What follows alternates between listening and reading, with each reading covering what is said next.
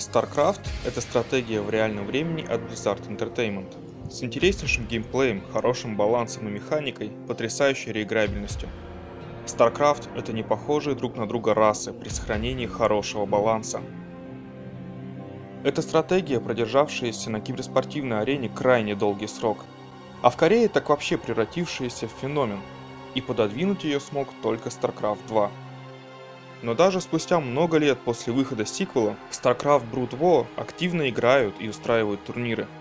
Спустя 20 лет после выхода еще выпускаются патчи, а недавно вышел ремастер, поменяв в оригинальной игре на самом деле мало что. В общем, StarCraft спустя 20 лет все еще популярен, хотя и пик этой популярности уже давно позади. И сложно представить такую игру на чем-то кроме персональных компьютеров, с управлением мышью и многочисленными горячими клавишами на клавиатуре. Но однажды StarCraft вышел на игровой консоли для управления с геймпада. Кроме того, порт игры появился на картридже. И был это StarCraft 64 для Nintendo 64. Тут мне нужно сделать небольшое примечание. Дело в том, что в StarCraft, да и вообще в стратегиях я далеко не продвинутый игрок, а скорее казуал, который между тем стратегии любит. Я иногда в них играю, а первый StarCraft люблю всей душой. Но, как уже сказал, я казуал, с интересом играющий в кампанию StarCraft и при этом совсем чуть-чуть свободные бои на уровне новичка. Да, позвольте мне называть этот режим именно свободными боями, так будет проще. Обзор сделан именно с учетом этого субъективного мнения, потому что другого от себя я изложить просто не могу. Оригинальная игра появилась на ПК в 1998 году. В ноябре того же года появился глобальный аддон Brood War, добавляющий по одной кампании за каждую расу, новых юнитов и новый баланс. Последний, к слову, постоянно получал небольшие изменения с различными патчами, которые выходили для игры еще много и много лет спустя после ее выхода. Последний так вообще вышел спустя 20 лет после оригинального релиза игры. В 2000 же году игра набирает популярность, патчи выходят чуть ли не каждые пару месяцев, а на витринах магазинов в июле этого же года появляется картридж для Nintendo 64 с игрой StarCraft. StarCraft 64. To win at galactic warfare takes risk, determination, and most of all, the strategic mind of a brilliant military genius. I lose again! StarCraft, all-out war on N64. Loser! Rated T. Неожиданностью это не стало, так как статьи в журналах с обзорами предварительных версий для журналистов стали появляться еще в 1999 году. В магазинах этот 256-мегабитный картридж стоил $100. Недешево, к тому же тогда Nintendo 64 уже была в упадке, вовсю продавался Dreamcast, а в Японии уже успела появиться PlayStation 2. В общем, это было крайне запоздалое появление порта игры на отжившую игровую систему. Но сейчас нам мало интересен финансовый успех релиза, давайте лучше поговорим о том, как игра, занимающая на персональных компьютерах больше гигабайта, уместилась на 32-битный картридж и как она работает и играется на Nintendo 64. Итак, в июне 2000 года StarCraft пришел на консоли Nintendo. Он включал в себя 3 сюжетных кампании оригинального StarCraft, 3 сюжетных кампании Brood War, новую миссию Resurrection 4 и пару обучающих миссий, которых не было в версии для персональных компьютеров. Оригинальные StarCraft и Brood War распространялись на 2 CD-дисках, имели кучу видеовставок, отличнейшую музыку и много-много часов геймплея за каждую расу. И это не считая мультиплеерные бои. Это же картридж объемом 32 мегабайта. Вполне ожидаемо, что видеовставкам банально не нашлось места. Между миссиями нам иногда показывают 1-2 скриншота из оригинального видео, остальную историю рассказывают текстом прямо на экране.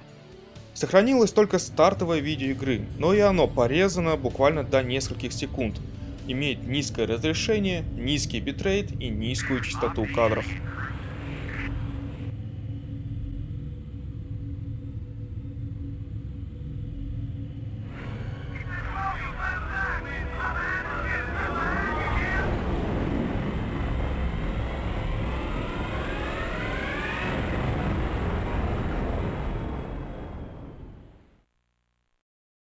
То же самое касается и озвученных диалогов. В оригинале каждый брифинг и игровой диалог был озвучен актерами, сопровождаемый анимацией и дублирующим текстом. Теперь этого нет. Иконки героев и юнитов стали полностью статичны, а вместо отлично озвученных брифингов остался только текст. Опять же, на этом сэкономлено очень много мегабайт. Кстати, игровые диалоги мало того, что потеряли озвучку, так теперь каждая реплика выводится в отдельном модальном окне и автоматически не сменяется. В некоторых разговорах это начинает немного раздражать, так как приходится много раз нажимать кнопку продолжения, и между каждым таким окном игра немного продвигается вперед на несколько кадров, как здесь. Но между тем в игре остались звуки ответа юнитов и музыка. Но и тут не все так просто. Музыка немного потеряла в количестве, как и ответы юнитов. Greetings, Command. Affirmative, sir. Но вы помните, 32 мегабайта на все, так что это было ожидаемо. И здорово, что все-таки почти вся шикарная музыка StarCraft на месте. Но что же качество звука? Давайте сравним звук на ПК I read you. Yes, sir. и Nintendo 64. Reporting for duty. Affirmative. Right away, sir. Affirmative. Да, частота дискретизации и битрейт несколько ниже, чем в оригинале. Обидно, но опять же ожидаемо. Также вдвое снижено разрешение всех спрайтов, но об этом мы поговорим чуточку позже. А пока перейдем к меню, которое встретит игрока сразу после обрезанного вступительного ролика. Оно было существенно переработано по сравнению с оригиналом в угоду удобства управления геймпадом. Здесь с помощью крестовины или аналогового стика выбираются вертикальные пункты меню и перелистываются доступные эпизоды, которых, напомню, 6. В вертикальном меню можно сразу заметить интересный пункт – энциклопедия.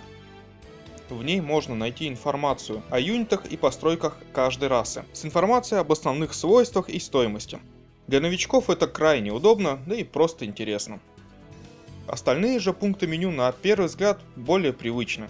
Синглплеер по выбранному ниже эпизоду, возможность загрузить ранее сохраненную игру и свободные бои. Напомню, я буду называть их именно так, потому что так удобнее.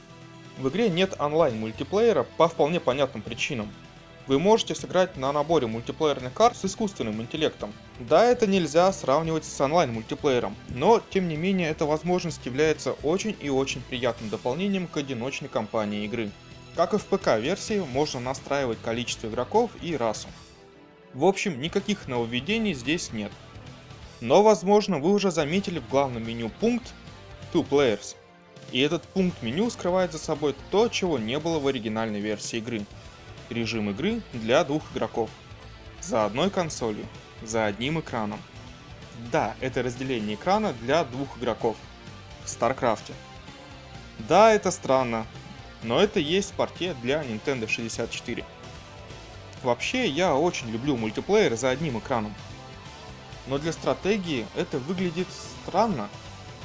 Мы можем сыграть в одной команде, совместно развиваясь и разбивая противников и даже деля ресурсы. Но здесь два игрока могут сыграть друг против друга. Если вам не нравится такой режим, вы можете его просто не включать. Остальная часть игры от этого никак не пострадает, и если вы все-таки хотите попробовать, что ж, у вас есть такая возможность, и разработчики предоставили вам выбор. Но только если у вас есть Expansion Pack, добавляющий 4 мегабайта памяти к консоли. Да, без него Nintendo 64 не может запустить режим двух игроков, о чем сразу же сообщается при выборе этого пункта меню. К слову, то же самое происходит и при попытке запустить любой эпизод из аддона Brute War. И неудивительно.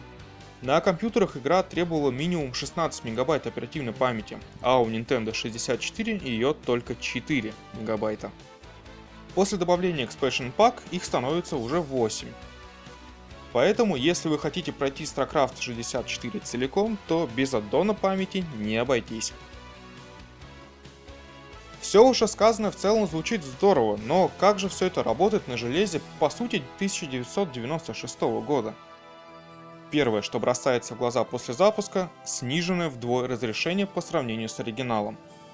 Оригинальная игра работает в фиксированном разрешении 640 на 480. Порт на Nintendo 64 выдает только 320 на 240. Под это же разрешение хранятся и все спрайты. Лучшее их качество игрок все равно не сможет увидеть, зато это позволило существенно сократить использование дорогой в те года памяти картриджа. К тому же игровой интерфейс был значительно переработан. С другой стороны, при выделении группы юнитов в верхнем левом углу просто показывается количество юнитов в группе, когда на компьютерах показывается иконка каждого юнита, что позволяет быстро узнать состав группы и примерное состояние всех в группе. В остальном же графически это полная копия оригинальной игры. Те же анимации, те же спрайты и карты. И само собой, та же механика. Порт, напомню, вышел летом 2000 года, когда как StarCraft получал патчи после этого еще много лет. Нигде нет точной информации, но кажется, StarCraft 64 основан на ПК-версии игры за номером 1.05. По крайней мере, в консольный порт включены все изменения по этот патч включительно, а следующие уже нет. Итак, несмотря на уменьшенное разрешение, вырезанные звуки и видеоролики, в целом это все тот же StarCraft, к тому же на момент выхода более-менее актуальной версии. Что же касается производительности. Игра работает с разблокированной частотой обновления экрана, но производительность игры очень нестабильна. В начале свободных боев или на начальных миссиях одиночной кампании это не так заметно. FPS падает при большом количестве юнитов и взрывов на экране. Но тяжело приходится не только по части графики, порой игру тяжело переварить и центральному процессору. Я заметил, что перед началом атак большого войска компьютерным оппонентам начинается замедление, даже когда эти юниты скрыты туманом войны или просто не видны на экране.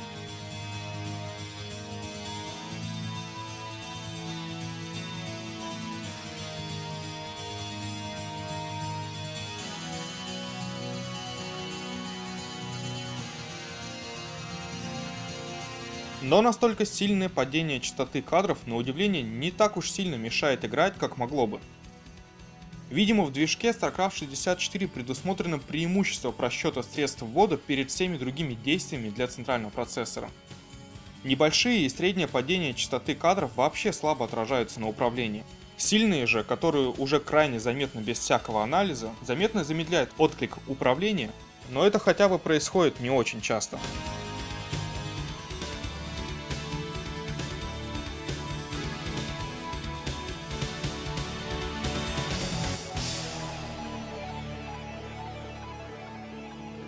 Кстати, об управлении в StarCraft 64. Как я уже сказал, точности мыши на геймпаде нет и в стратегиях не будет. Тем не менее, по части управления игре StarCraft 64 есть чем вас удивить. Здесь сохранена возможность ставить точки на карте и быстро переходить к ним. Сделано это с помощью комбинации кнопки L и одного из положений крестовины. Также можно фиксировать группы юнитов на горячей клавише. Комбинация кнопки R и C кнопок для задания группы. Да, позвольте я буду эту кнопку называть R. Так тоже проще. Z и C выбирают группу. Да, по кнопкам на геймпаде их получается всего 4 вместо 10 на клавиатуре. Зато в отряде может быть до 18 юнитов вместо 12 в оригинале. Так что это немного нивелирует ограничения по количеству отрядов. Но самое главное, само по себе отряда большего размера – весомое отличие и, как по мне, преимущество. Почти все действия, как у юнитов, так и зданий, перенесены на быстрый доступ через C-кнопки геймпада. Они контекстно зависимы и постоянно меняются в зависимости от выбранного юнита или здания. Они на удивление легко учатся даже мной и удобно и логично устроены. Если C-кнопок недостаточно, тогда нужно использовать стик для навигации, но это тоже упрощается тем, что вертикали и горизонтали все еще выбираются C-кнопками, а доп. Секции располагаются по диагонали и быстро выбираются с помощью аналогового стика. Просто в первом случае достаточно сделать одно нажатие кнопки, а во втором случае потребуется два.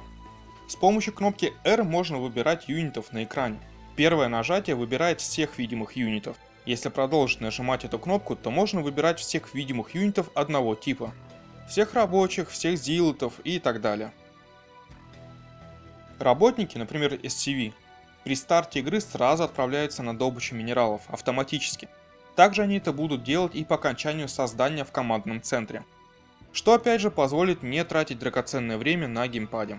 Одновременное нажатие кнопок Z и R открывает меню создания и прокачки от тех зданий, что у вас уже есть. но открывает он его где угодно, где бы вы ни находились в данный момент. И еще одно. Упразднили команду патрулирования, но кто всерьез этим пользовался? В свое время порт игры был встречен неоднозначно. Пока одни наслаждались всеми достоинствами, пусть не идеальной вариации игры на консоли, но все же сохранившей большинство положительных качеств оригинала, другие называли порт абсурдным и совершенно неуместным на стремительно терявшей без того невысокую популярность платформе. Что ж, мое мнение на данный момент таково. StarCraft 64 — это хороший и весьма неожиданный порт игры на Nintendo 64. 6 больших кампаний, дополнительные миссии, режим свободных боев с искусственным интеллектом или вдвоем. Да, есть некоторые проблемы с производительностью. Да, видеороликов по сути вообще нет. Да, брифинги стали простым текстовым изложением длинных диалогов. Но в остальном это весь StarCraft Brood War на картридже для Nintendo 64 объемом всего в 256 мегабит. Со всеми кампаниями оригинальной игры и глобального аддона, со своим выверенным геймплеем и точной механикой, запоминающейся музыкой и отличной атмосферой, несущей много и много часов захватывающих боев с построением экономики.